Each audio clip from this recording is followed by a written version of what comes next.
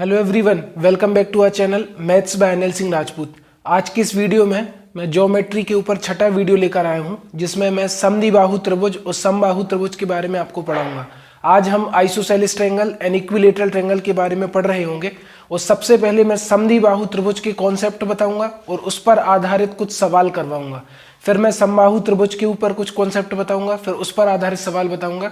आप अपना copy pen उठाकर रखिए, आपको नोट्स बनाने हैं। बहुत ही इंपॉर्टेंट पॉइंट होंगे जो किसी न किसी एग्जाम में, अगर आप कॉम्पिटिटिव एग्जाम की तैयारी कर रहे हैं या आप स्कूल में भी पढ़ रहे हैं, तो बहुत ही कारगर साबित होंगे। तो आप नोट्स भी साथ ही साथ बनाते चलिए, बहुत ही इंपॉर्टेंट आपकी क्लास होने वाली है। हेलो फ्रेंड्स, मेरा नाम अनिल सिंह राजपूत है। मैं सागर मध्य प्रदेश का रहने वाला हूं। मैं पिछले 8 साल से कॉम्पिटिटिव एग्जाम की तैयारी करवा रहा हूं और इन 8 सालों की ड्यूरेशन में मैंने इंग्लिश, हिंदी, रीजनिंग अलग अलग सब्जेक्ट पढ़ाने का एक्सपीरियंस लिया है। फिलहाल मैं अपने यूट्यूब चैनल के माध्यम से मैथ्स का कंटेंट लेकर आया हूं। चलिए आज की क्लास शुरू करते हैं। Equilateral triangle and isosceles triangle, समद्विबाहु त्रिभुज क्या होता है उसके बारे में पढ़ेंगे। तो आज की हमारी क्लास है वो है समद्विबाहु त्रिभुज के ऊपर। तो सबसे पहला क्वेश्चन उठता है कि समद्विबाहु त्रिभुज क्या होता है। तो सम मतलब समान, बराबर, द्वि मतलब दो, बाहु मतलब भुजा। एक ऐसा त्रिभुज जिसकी दो भुजाएं आपस में बराबर हो उसको हम समद्विबाहु त्रिभुज बोलते हैं। एक ऐसा ट्रायंगल जिसकी दो साइड्स आपस में इक्वल हो वो आइसोसेलेस ट्रायंगल कहलाता है। जैसे मैं आपके सामने एक त्रिभुज बनाऊं जिसको मैंने नाम दिया ABC। अब आप इसकी किसी भी दो भुजाओं को आपस में बराबर कर सकते हो। AB बराबर BC कर लो, BC बराबर AC कर लो और AB बराबर AC कर लो। तो मैं इन दोनों को आपस में बराबर करता हूं तो यहां पर मैं कहूंगा कि AB बराबर AC है ना। तो जिस त्रिभुज की दो भुजाएं आपस में बराबर होती हैं वो समद्विबाहु त्रिभुज कहलाता है। अब यहाँ पर एंगल B और एंगल C, कोण B और कोण C भी आपस में बराबर होंगे। तो यहाँ पर आप लिख लो कोण B बराबर कोण C। क्यों? क्योंकि समद्विबाहु त्रिभुज में बराबर भुजाओं के, इसके सामने कोण बन रहा है C और इसके सामने कोण बन रहा है B। समद्विबाहु त्रिभुज में बराबर भुजाओं के सम्मुख कोण बराबर होते हैं। आइसोसेलेस ट्रायंगल में इक्वल साइड्स के ऑपोजिट एंगल बराबर होते हैं। या फिर किसी भी त्रिभुज में अगर दो कोण बराबर हो, जैसे मैं इसको x डिग्री बोल दूं तो इसको भी x डिग्री बोलूंगा, तो इस x अंश के सामने साइड क्या बन रही है AC और इस x के अंश के सामने साइड क्या बन रही है AB। तो दोनों पॉइंट वैलिड होंगे कि बराबर भुजाओं के सम्मुख कोण बराबर होते हैं और सम्मुख भुजाओं के बराबर भुजाओं के सम्मुख कोण बराबर होते हैं और सम्मुख कोणों मतलब बराबर कोणों की सम्मुख भुजाएं भी आपस में बराबर होती हैं। बहुत ही इंपॉर्टेंट पॉइंट है। इसके बाद अगर मैं इसके पेरीमीटर परिमाप की बात करूं तो आप A से चलोगे B से जाओगे C से जाओगे A। इसका जो परिमाप होता है ना, हम सभी जानते हैं कि परिमाप त्रिभुज की या किसी भी आकृति की सभी भुजाओं का योग होता है। परिमाप मतलब किसी भी आकृति की सभी भुजाओं का योग। तो आप A से B जाना चाहते हो, उसको मैं A कह देता हूँ, इसको भी A कह देता हूँ, इसको मैं B कह दूंगा। तो A plus B that is equal to 2A plus B। या फिर आपको ये फॉर्मूला याद नहीं रहता तो देखो, A से लेकर गए B से गए C से गए A, तो इसको आप लिख सकते हो AB plus BC plus CA। ये हमारा हो जाएगा समद्विबाहु त्रिभुज का परिमाप। परिमाप मतलब सभी भुजाओं का योग। अब यहां से मैं एक लंब खींच दूं, इसको मैं कह देता हूं AD, ठीक है। या फिर आप इसको एंगल बाइसेक्टर, कोण अर्धक भी कह सकते हो। लंब क्या होता है? देखो, शीर्ष A से सामने वाली भुजा पर 90 अंश का कोण बनाने वाली रेखा शीर्ष लंब या अल्टीट्यूड कहलाती है। और एंगल बाइसेक्टर, कोण अर्धक क्या होता है? अगर ये AD हमारा कोण अर्धक है ना, तो इस पूरे कोण A को दो बराबर भागों में बांटेगा। ये वाला हिस्सा और ये वाला हिस्सा बराबर हो जाएगा। कोण अर्धक मतलब कोण को दो बराबर भागों में बांटना। शीर्ष लंब या लंब मतलब सामने वाली भुजा पर 90 अंश का कोण बनाने वाली रेखा। तो ये हमारा 90 अंश का कोण बन रहा है। तो हमेशा याद रखना कि ये पूरी लाइन तो B है, ये हो जाएगा B/2 और ये भी हो जाएगा B/2। अगर ये पूरी 10 होती तो ये भी 5 और ये भी 5, ठीक है। तो यहां पर अगर आपको क्षेत्रफल निकालना हो, एरिया ऑफ आइसोसेलेस ट्रायंगल निकालना हो, तो किसी भी त्रिभुज का क्षेत्रफल जब मुझे एल्टीट्यूड पता हो तो होता है 1/2 into base into height.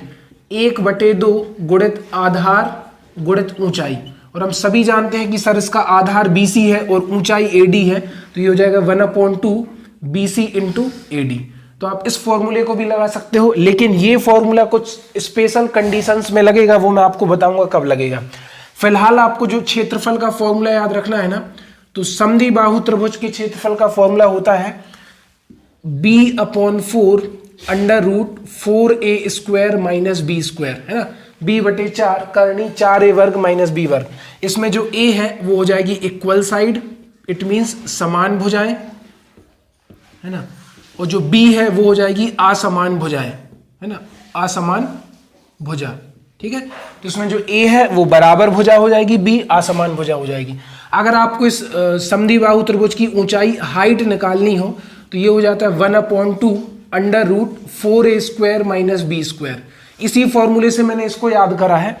Under root 4a² minus b square को आप नीचे लिख दो, बस 1/4 का 1/2 हो गया, तो ये ऊंचाई का फॉर्मूला आपका आ गया। ठीक है, तो ये समद्विबाहु त्रिभुज के बारे में कुछ बेसिक पॉइंट थे जो आपको जानने बहुत जरूरी है। अब इसके अपन आगे की चर्चा करते हैं। जैसे मैंने मान के चलो आपके सामने एक समद्विबाहु त्रिभुज और बनाया ABC, एक ऐसा त्रिभुज बनाया जिसकी कोई भी दो भुजाएं बराबर है।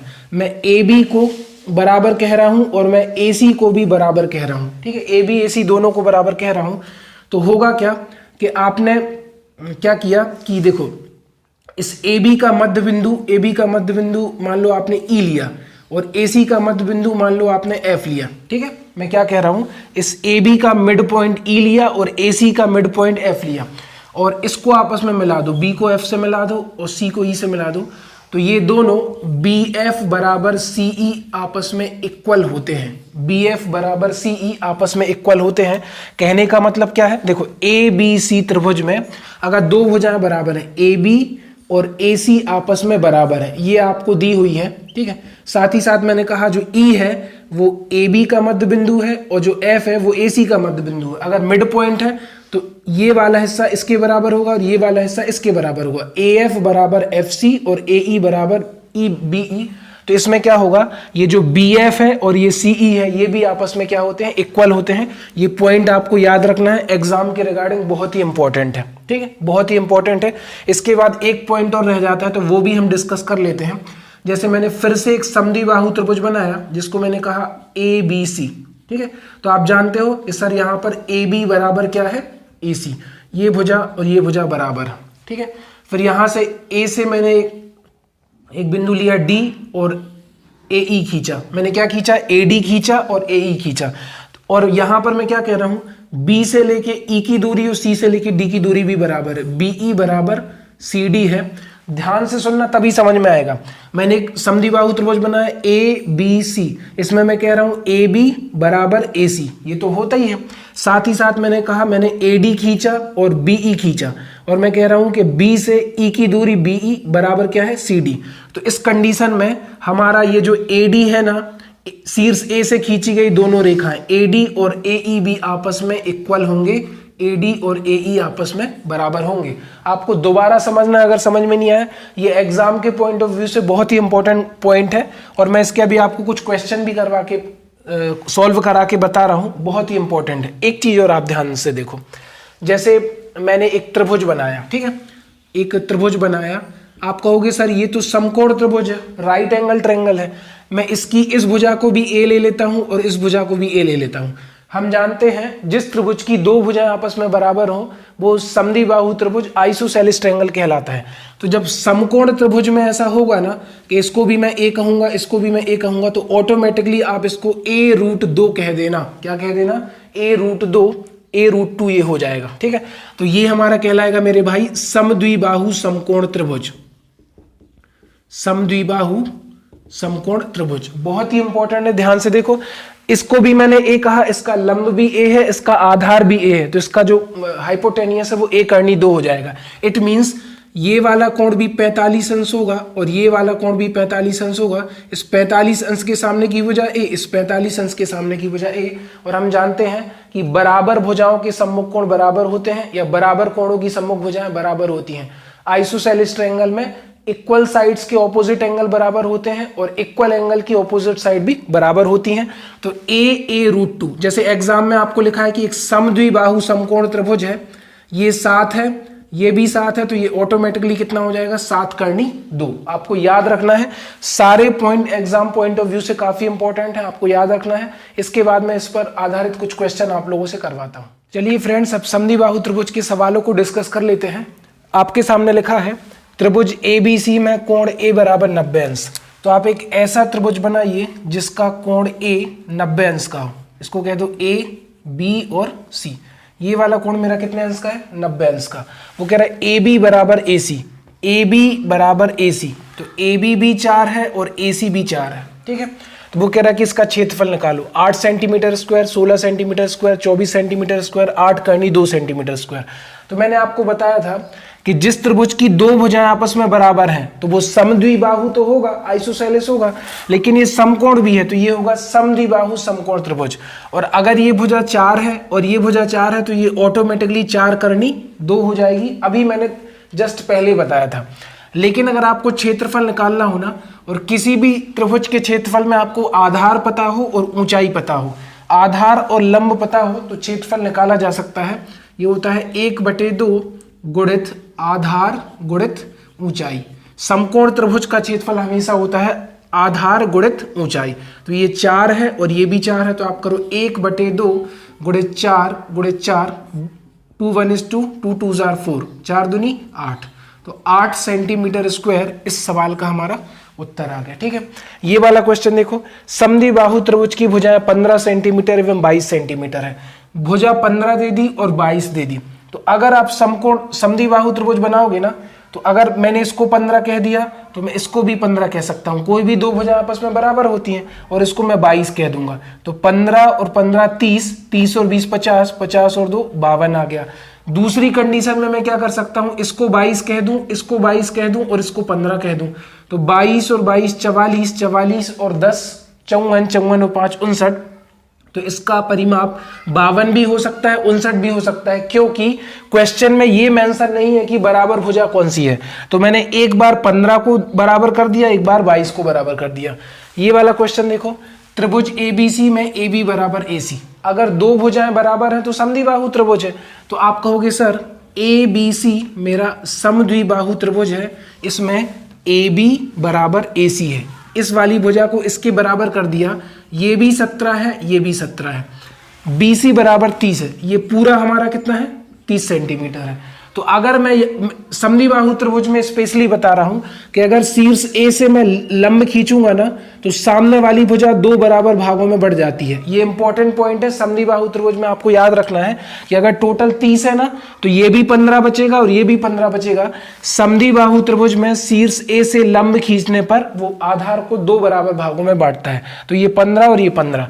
तो ऑटोमेटिक अगर आपने समकोण त्रिभुज पढ़ा था, समकोण त्रिभुज पढ़ा था, तो समकोण त्रिभुज में मैंने क्या बताया था कि 8, 15 और 17 समकोण त्रिभुज की भुजाएं हैं। इसके पिछले वीडियो में समकोण त्रिभुज में मैंने बताया था कि 8, 15, 17 समकोण त्रिभुज की भुजाएं हैं, तो ये हो जाएगा 8।